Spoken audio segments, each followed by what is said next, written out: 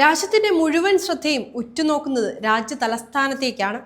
ഡൽഹി ആര് ഭരിക്കുമെന്ന് വ്യക്തമാകാൻ ഇനി അല്പസമയം മാത്രം. ചൂടേറിയ വാദപ്രതിവാദങ്ങൾക്കും സംഭവ വികാസങ്ങൾക്കും ശേഷമാണ് ഡൽഹി വിധി എഴുതിയത്.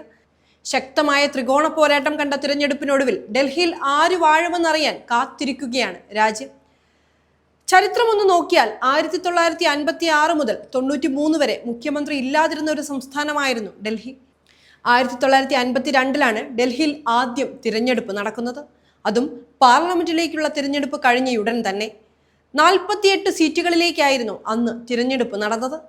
5,21,766 വോട്ടർമാർ ഉണ്ടായിരുന്നുവെന്നാണ് കണക്കുകളിൽ പറയുന്നത്.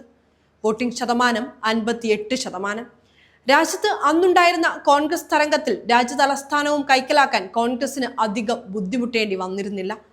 39 സീറ്റുകൾ നേടിയ കോൺഗ്രസ് ഏറ്റവും വലിയ ഒറ്റകക്ഷിയായപ്പോൾ ബാക്കി സീറ്റുകൾ ലഭിച്ചത് Jan Sangh, socialist party, Hindu Mahasabha തുടങ്ങിയവർക്കായിരുന്നു.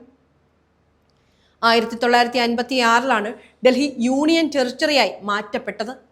Justice Fazal Ali നേതൃത്വം നൽകിയിരുന്ന സ്റ്റേറ്റ് റീഓർഗനൈസേഷൻ കമ്മീഷൻ റിപ്പോർട്ട് പ്രകാരമാണ് രാജ്യ തലസ്ഥാനത്തെ യൂണിയൻ ടെറിട്ടറിയാക്കി മാറ്റിയത്.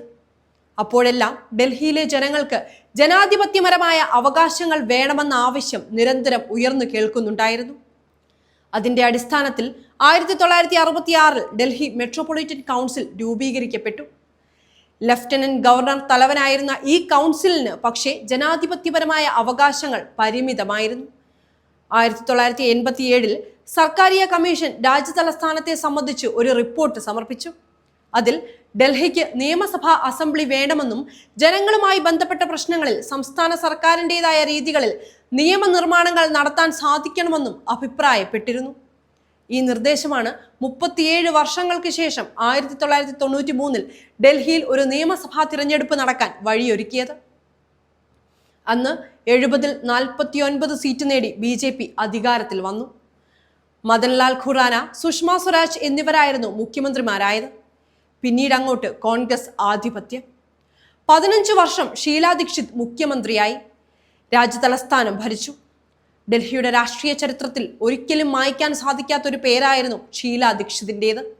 അഴിമതിയിൽ മുങ്ങിക്കുളിച്ച 2ാം UPA കാലവും അക്കാലത്തുണ്ടായ അണ്ണാ ഹസാരെ മൂവ്മെന്റുമെല്ലാം സർക്കാർ ഉദ്യോഗസ്ഥനായിരുന്ന അരവിന്ദ് കെജ്രിവാളിന്റെ ആം ആദ്മി പാർട്ടിക്ക് നിയമസഭയിലേക്കുള്ള വഴി കാണിച്ചു കൊടുത്തു. പിന്നീടുണ്ടായത് രാജ്യ തലസ്ഥാനത്തിന്റെ തന്നെ ഏറ്റവും പ്രധാനപ്പെട്ട രാഷ്ട്രീയ വർഷങ്ങൾ. വ്യക്തമായ ഭൂരിപക്ഷം നൽകി 2 പ്രാവശ്യമാണ് ജനങ്ങൾ അരവിന്ദ് കെജ്രിവാളിനെയും ആം ആദ്മി പാർട്ടിയെയും അധികാരത്തിലേറ്റിയത്. തുടർന്ന് 2ാം കേജ്രിവാൾ സർക്കാരിന്റെ കാലത്ത് ഏറെ രാഷ്ട്രീയ കോളിളക്കമുണ്ടാക്കിയ മദ്യനയ അഴിമതി കേസും കേജ്രിവാളിന്റെ അറസ്റ്റും മറ്റുമെല്ലാം സംഭവിക്കുന്നു. ഫെബ്രുവരി 5 ജനങ്ങൾ എഴുതിയ വിധി എന്തായിരുന്നുവെന്ന് അല്പസമയത്തിനുള്ളിൽ അറിയാം.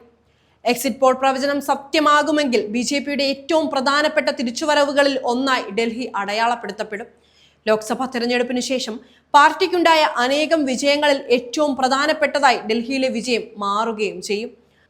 ആം ആദ്മിയുടെ തോൽവി പാർട്ടിയുടെ നിലനിൽപ്പിനെ തന്നെ ബാധിക്കുകയും ചെയ്യും. മറിച്ചാണ് സംഭവിക്കുന്നതെങ്കിൽ ആം ആദ്മിയുടെ വിജയം കേജ്രിവാളിന്റെ രാഷ്ട്രീയ സത്യസന്ധതയ്ക്കുള്ള വോട്ടായി വ്യാഖ്യാനിക്കപ്പെടും.